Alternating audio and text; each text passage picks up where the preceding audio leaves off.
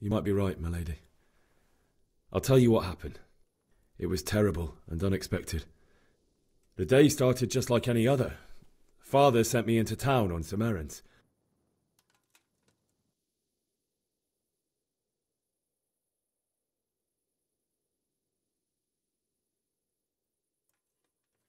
I went to the tavern to buy ale for Father, for a groom, but I didn't mind, because my girl Bianca worked there. I courted her a while and we agreed to meet in the evening, but our meeting was never to happen. Oh, dear boy. When I'd done all the errands, I headed back home. I promised Father I'd help him with his work, and I was looking forward to it. He was forging a sword for Sir Radzig.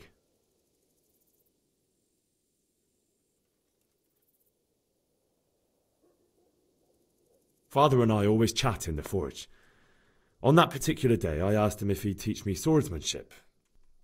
He said no. He said it's better for a man to keep his head on his shoulders than lose it over some pointless heroism. If only you'd known what fate had in store for us. Oh. But Sigismund's horde was already on the horizon, ready to attack the town.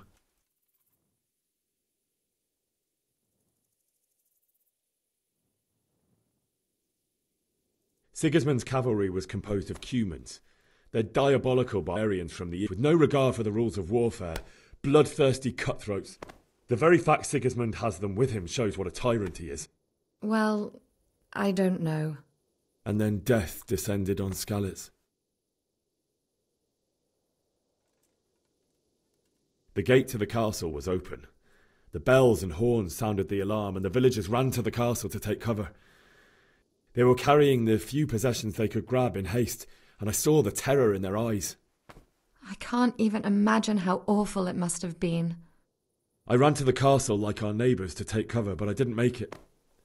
I had to find another way to save myself. The men on the battlements called down to me to flee to Talmberg and warn you. I was lucky I knew a concealed path around the castle.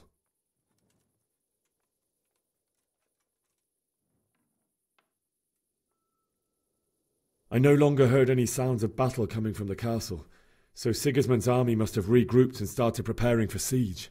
No doubt you're right. Then I heard a scream. It was Teresa, the mill wench.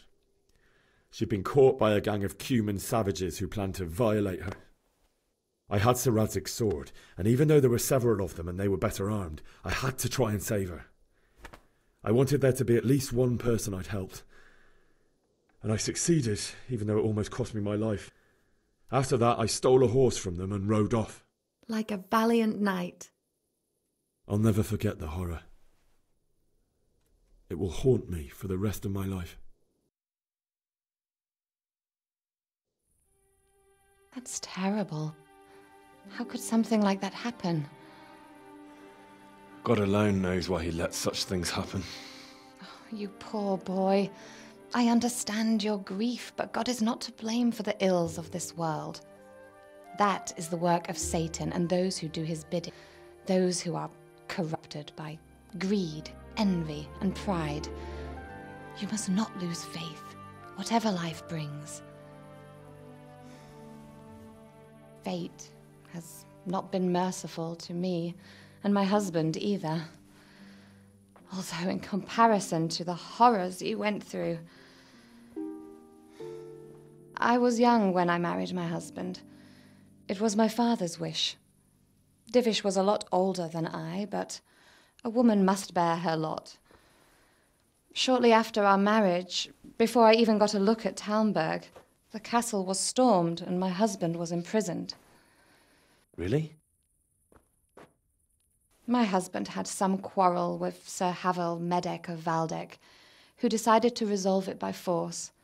He stormed the castle, burned down the village of Pribyslavitz, and killed many of our men, even the old chamberlain. He imprisoned my husband in the castle and put his own garrison there. That's awful. I was barely 18 years old, and all of a sudden, I was left alone with Sir Robert. We didn't know what to do.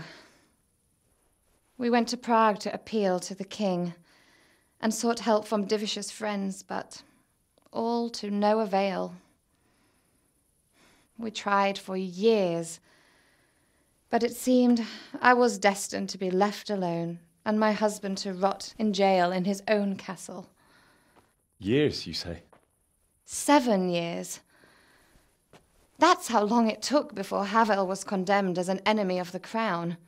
And even then he refused to surrender the castle and release my husband. In the end, I raised the money to pay a ransom, and only then, by the grace of Lord Jesus, did I finally lay eyes on my husband once more. 7 years? And was Havel punished for it? Never. And after 7 years, my husband returned to me an infirm old man. Sir Divish seems like a good... Certainly, only he has many concerns. He had to rebuild Talmberg. After he was released, the king appointed him Burgrave of Prague Castle, and he was very busy. He had no time for me at all. But at least we were in the city, and there was something going on. And now, we're here. My lady, you're still young and beautiful. Your best years are still ahead of you. Would that that were true, lad. Would it were true. But what am I doing bothering you with this? You have troubles enough of your own. I'll go and let you sleep.